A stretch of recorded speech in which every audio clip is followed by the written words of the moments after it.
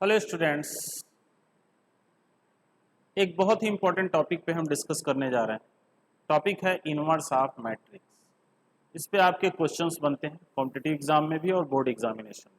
Topic का नाम क्या है? Inverse of A matrix. Inverse of A matrix. इसके लिए एक बहुत सिंपल सा फार्मूला है, ठीक है। इसके लिए एक बहुत ही सिंपल सा फार्मूला है। कोई भी मैट्रिक्स सपोज करो ए है और इस मैट्रिक्स का इनवर्स निकालना है, तो सिंपली इनवर्स का जो सिंबल होता है आप अप्लाई कर दोगे। That will be equal to 1 upon determinant A into adjoint A. Okay, अब एक चीज जरा आप ध्यान दो, ए इनवर्स के फार्मूले में डिनोमिनेटर में डिटर्मिनेंट होता है, यानी कि अगर ये डिटर्मिनेंट जीरो कहीं आ गया तो उस फंक्शन का जो उस मैट्रिक्स का जो इनवर्स होगा वो नॉट डिफाइन हो जाएगा। तो कभी भी किसी भी मैट्रिक्स का अगर इनवर्स पूछा जाए तो फर्स्टली आप क्या करो, उसके डिटर्मिनेंट की वैल्यू निकालो। अगर इन केस डिटर्मिनेंट जीरो आ गया गिवन मैट्रिक्स का, तो वहीं पे उसका inverse not does not exist ये आप लिख दोगे, कहानी खत्म हो जाएगी। लेकिन अगर किसी भी मैट्रिक्स का डिटर्मिनेंट्स निकालते हो और वो नॉन जीरो आता है, मींस रियल नंबर आता है, देन आप उसका एडजॉइंट निकालोगे और इस फार्मूले के थ्रू उस मैट्रिक्स का इनवर्स आप इवेल्युएट करोगे। पूरी कहानी को आप क्वेश्चन के थ्रू समझिए। हम क्वेश्चन नंबर 5 की तरफ मूव करते हैं। जो पहला क्वेश्चन है इसमें इनवर्स पे बेस्ड क्वेश्चन में एक मैट्रिक्स दिया गया है, given A is equal to 2 minus 2 4 3 2 minus 2 4 3।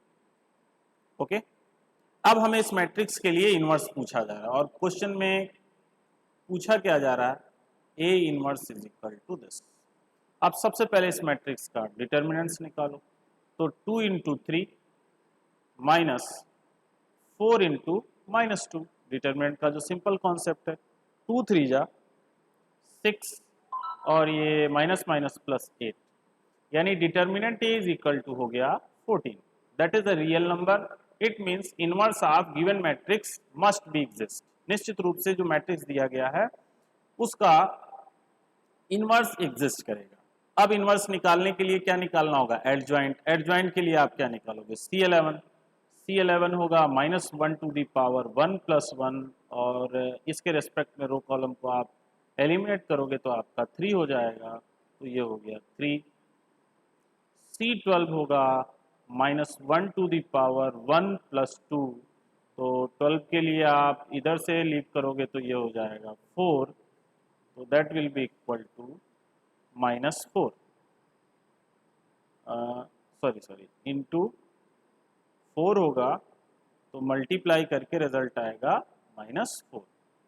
C21 पे आइएगा तो minus 1 to the power 2 plus 1, और यहाँ से आप लीव करोगे 21 से तो रिजल्ट आपका आएगा -2। ओके, 8 पावर है, माइनस आएगा, माइनस माइनस प्लस 2 हो जाएगा। C22 पे आइएगा, minus 1 to the power 2 plus 2, even power है, प्लस हो जाएगा, और 22 के लिए रेस्पेक्टिव रो और कॉलम को आप छोड़ेंगे तो ये आपका आ जाएगा 2 एंड रिजल्ट विल बी 2।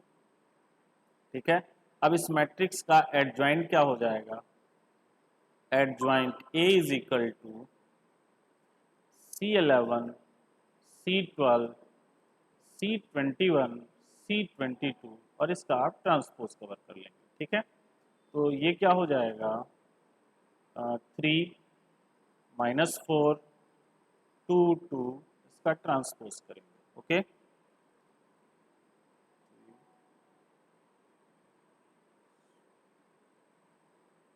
तो इसका ट्रांसपोज क्या होगा? 3 -4 2 2, that is the adjoint of given matrix. अब इनवर्स निकालना है तो ए इनवर्स का फार्मूला होता है 1 upon determinant A into adjoint ए। ठीक है, डिटर्मिनेंट ए क्या आया है? 14, और एडजॉइंट ए क्या है? 3 2 -4।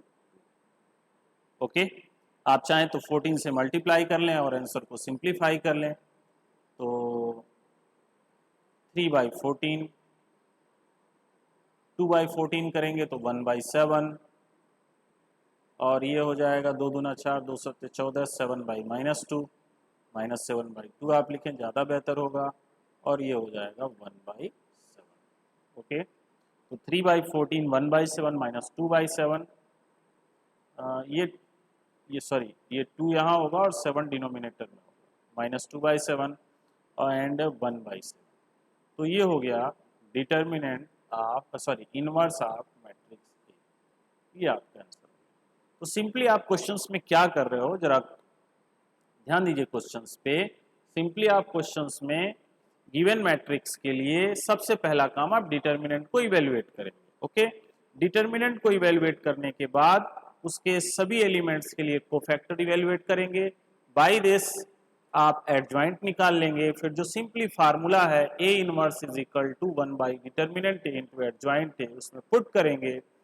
डिटर्मिनेंट को ईच एलिमेंट से मल्टीप्लाई कर देंगे by the concept of matrix, A inverse की वैल्यू आपकी सिंपली निकल जाएगी। ओके, कुछ और क्वेश्चंस की हम प्रैक्टिस करते हैं जिससे कॉन्सेप्ट हमारा और स्ट्रांग हो जाए। Now we will further move for question number 6।